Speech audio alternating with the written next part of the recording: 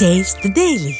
கோவையில் முன்னாள் அமைச்சரும் அதிமுக தலைமை நிலைய செயலாளருமான எஸ்.பி. வேலுமணி தலைமையில் கழக பூத் கமிட்டி நிர்வாகிகளின் ஆய்வுக் கூட்டம் குளத்துப்பாளையம் பகுதியில் நடைபெற்றது.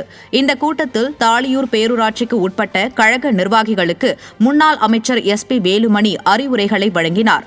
அப்போது பேசிய அவர், கல்லூரி கட்டுவதற்கு அரசிடம் பணம் இல்லையா என கழக பொதுச் செயலாளர் பேசியதை திமுகவினர் திரித்து கூறுவதாக குற்றம் சாட்டினார். இதில் கழக கொள்கை பரப்பு துணை செயலாளர் தோப்பு அசோகன், கோவை புறநகர் தெற்கு மாவட்ட கழக துணை செயலாளர் செல்வதுரை, கோவை புறநகர் தெற்கு மாவட்ட கழக பொருளாளர் என்.எஸ். கருப்பசாமி, கோவை புறநகர் தெற்கு மாவட்ட கழக அம்மா பேரவை இணைத் தலைவர் ஜி.கே. விஜயகுமார், மாவட்ட மாணவரணி தலைவர் கருடா சுரேஷ், கோவை புறநகர் தெற்கு மாவட்ட கழக தகவல் தொடர்பு பிரிவு செயலாளர் சசிகுமார், ஆடல் அரசு, நிர்மல்குமார், நல்லரம் சுரேஷ் மற்றும் பூத் கமிட்டி நிர்வாகிகள் கலந்து கொண்டனர்.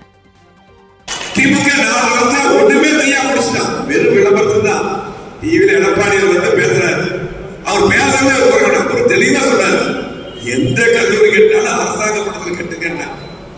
அறத்துறை கோயிலுக்காக நிதி எடுக்காதீங்க. அரசாங்க பணத்தில் நாங்க அப்படி காலேஜ் கட்டணும். கோயம்புத்தூர் மட்டும் 6 காலேஜ் கொடுத்துருக்காரு. இதை அவர் சொன்னார்.